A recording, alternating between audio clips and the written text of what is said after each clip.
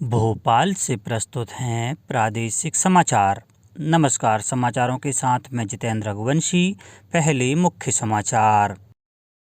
राष्ट्र ने पूर्व प्रधानमंत्री अटल बिहारी वाजपेयी और पंडित मदन मोहन मालवीय को उनकी जयंती पर किया याद।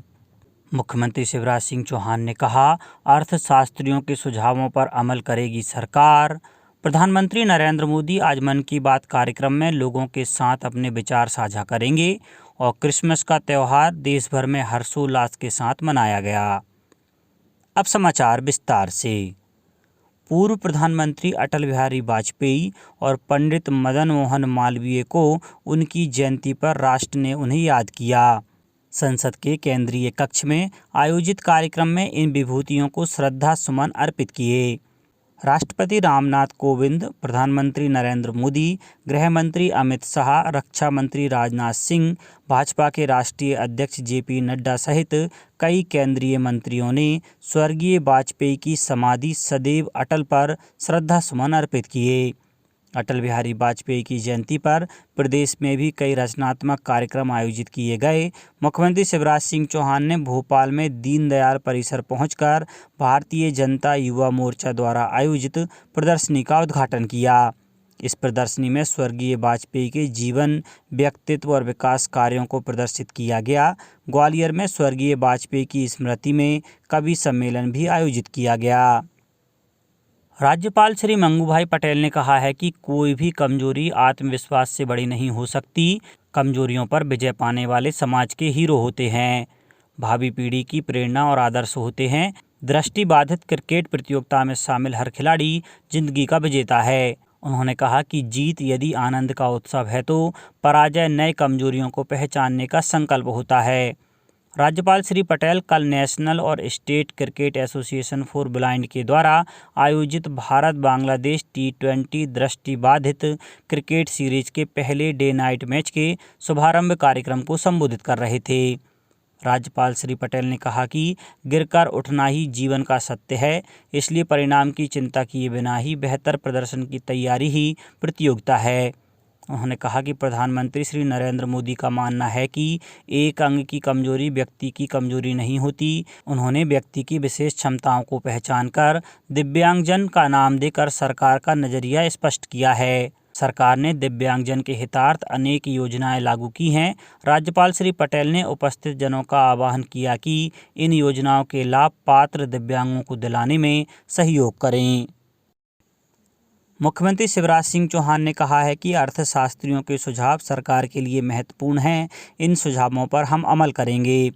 श्री चौहान ने भोपाल में इंडियन इकोनॉमी एसोसिएशन के राष्ट्रीय अधिवेशन का उद्घाटन करते हुए कहा कि अर्थशास्त्रियों का देश की अर्थव्यवस्था और विकास में अमूल्य योगदान है।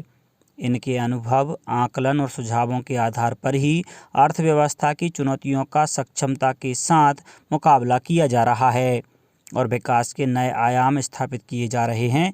इस अवसर पर एसोसिएशन के अध्यक्ष प्रोफेसर रमेश चंद्र ने कहा कि मध्य प्रदेश अब बीमारू नहीं, सुचारू राज्य है। 3 दिवसीय इस सम्मेलन में देश भर के आर्थिक जानकार और विशेषज्ञ भाग ले रहे हैं।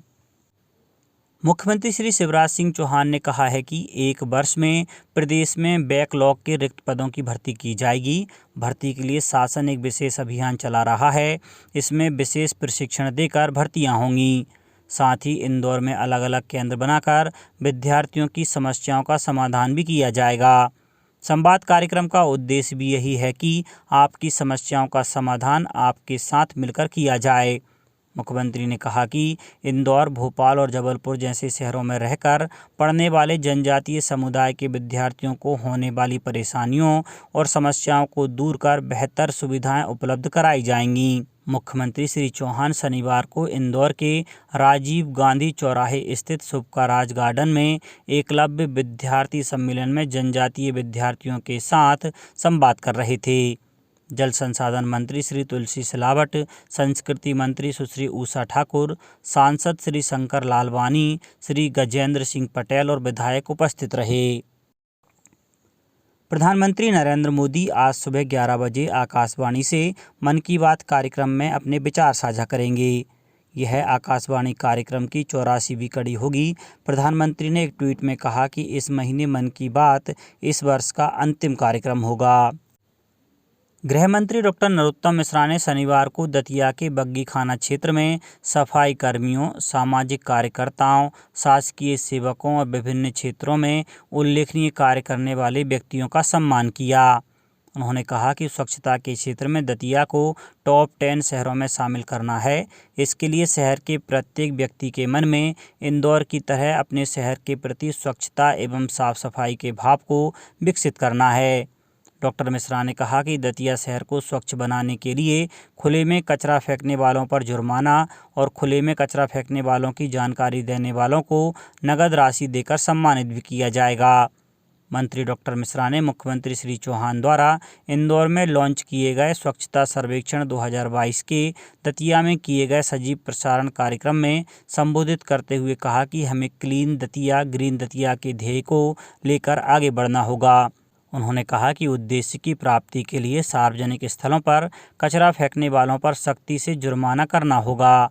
डॉक्टर मिश्रा ने कहा कि कलेक्टर और मुख्य कार्यपालन अधिकारी सार्वजनिक तौर पर कचरा फेंकने की सूचना देने वालों को पुरस्कृत भी करेंगे। पुरस्कार की राशि वसूले गए जुर्माने से प्रदान की जाएगी। उन्होंने अधिकारियों को निर्देशित किया कि स्वच्छता के कार्य में कर्तव्यों के प्रति लापरवाही बरतने वाले कर्मचारी अधिकारियों के विरुद्ध सख्त कार्रवाई की जाए। स्वच्छ भारत मिशन के तहत प्रदेश भर में स्वच्छता प्रेरणा महोत्सव मनाया गया। इस मौके पर इंदौर में आयोजित स्वच्छता प्रेरणा कार्यशाला में मुख्यमंत्री शिवराज सिंह चौहान ने 36 नगरीय निकायों को सम्मानित किया। उन्होंने स्वच्छता के क्षेत्र में लगातार 5 बार अव्वल रहने पर इंदौर नगर निगम को 5 करोड़ रुपए का पुरस्कार प्रदान किया। वहीं भोपाल, देवास नगर निगम को 1-1 करोड़ और ग्वालियर, उज्जैन, सिंगरौली और बुरहानपुर को 50-50 लाख पुरस्कार दिया गया। मुख्यमंत्री ने इस अवसर पर सफाई मित्रों और नागरिक समूहों से संवाद भी किया। प्रदेश के विभिन्न नगरों में भी स्वच्छता के प्रति जागरूकता के लिए कार्यक्रम आयोजित किए गए। प्रदेश में काष्ठ आधारित उद्योगों को स्थापित करने और काष्ठ शिल्पियों को स्वरोजगार के अधिकाधिक अवसर उपलब्ध कराने के लिए राज्य शासन ने एक बड़ा कदम उठाया है। वन मंत्री डॉक्टर कुंवर विजय शाह ने मध्य प्रदेश काष्ठ चिरान विनिमय अधिनियम 1984 की धारा 4 में हुए संशोधन को ऐतिहासिक बताया है। वन मंत्री डॉक्टर शाह ने बताया कि अधिनियम में किए गए संशोधन के बाद काष्ठ आधारित व्यावसायिक गतिविधियां बढ़ेंगी, जिससे सरकार को मूल्य संवर्धन और जीएसटी से अतिरिक्त राजस्व प्राप्त हो सकेगा। निजी क्षेत्रों के किसान वृक्षारोपण के लिए प्रोत्साहित होने के साथ ही उनकी आय में भी बढ़ोतरी होगी। उन्होंने बताया कि प्रदेश की 30% वन भूमि है, जिनमें काष्ठ उत्पादन गतिविधियों से वनवासियों को रोजगार के साथ राज्य सरकार को 800 करोड़ की आय और 160 करोड़ की जीएसटी भी प्राप्त होता है। क्रिसमस का त्यौहार कल देश भर में हर्षोल्लास के साथ मनाया गया। प्रभु यीशु के जन्म के उपलक्ष्य में क्रिसमस मनाया जाता है। इस अवसर पर गिरजाघरों में सजावट की गई। लोगों ने अपने घरों को भी सुरुचिपूर्ण ढंग से सजाया और एक दूसरे को उपहार देकर क्रिसमस की खुशियां बांटीं। राजधानी भोपाल, जबलपुर, इंदौर, उज्जैन, छिंदवाड़ा, होशंगाबाद, सतना, गुना, देवास, शिवपुरी, छतरपुर, टीकमगढ़, ग्वालियर सहित अन्य शहरों में भी प्रभु यीशु का जन्मदिन उत्साह और उमंग के साथ मनाया गया। जबलपुर में कल से अखिल भारतीय विद्यार्थी परिषद का राष्ट्रीय अधिवेशन शुरू हुआ। 3 दिवसीय इस सम्मेलन का उद्घाटन नोबेल शांति पुरस्कार प्राप्तकर्ता कैलाश सत्यार्थी ने किया। उन्होंने इस अवसर पर विद्यार्थी परिषद द्वारा देश में किए जा रहे शैक्षणिक, सामाजिक और रचनात्मक कार्यों की सराहना की। अधिवेशन में राष्ट्रीय अध्यक्ष छगन भाई पटेल एवं महामंत्री सुश्री निधि त्रिपाठी सहित देश भर के 700 से अधिक प्रतिनिधि भाग ले रहे हैं। अब बात मौसम की। पाकिस्तान से आने वाली नमी भरी हवाओं की वजह से मध्य प्रदेश में ठंड से काफ़ी राहत मिल गई है। सिर्फ भोपाल और दतिया में रात का तापमान कुछ नीचे आया है। भोपाल में न्यूनतम तापमान 11 डिग्री के नीचे आ गया, जबकि प्रदेश के अन्य इलाकों में न्यूनतम तापमान में 2 डिग्री से ज़्यादा की बढ़ोतरी हुई है। सबसे ज़्यादा पचमढ़ी में रात का पारा 8 डिग्री चढ़कर 12 पर पहुँच गया। पचमढ़ी में अभी तक पारा 4 डिग्री से नीचे चल रहा था। होशंगाबाद और इंदौर में पारा 12 डिग्री सेल्सियस के ऊपर चले गए हैं। न्यूनतम और अधिकतम तापमान सामान्य से ऊपर चले गए हैं। मध्य प्रदेश में आज से मौसम में बदलाव होगा। पाकिस्तान से हवाओं के साथ नमी आने से बादल छाने लगेंगे।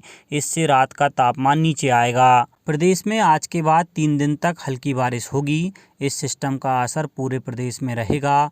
इसका सबसे ज़्यादा असर इंदौर, भोपाल, ग्वालियर, चंबल और उज्जैन संभाग में देखने को मिलेगा। प्रदेश के अन्य इलाकों में भी बारिश हो सकती है। अब कुछ समाचार संक्षेप में। भोपाल में अंतर्राष्ट्रीय वन मेले का आज समापन होगा। राज्यपाल मंगू भाई पटेल आज शाम 5 बजे इस मेले के समापन समारोह में शामिल होंगे।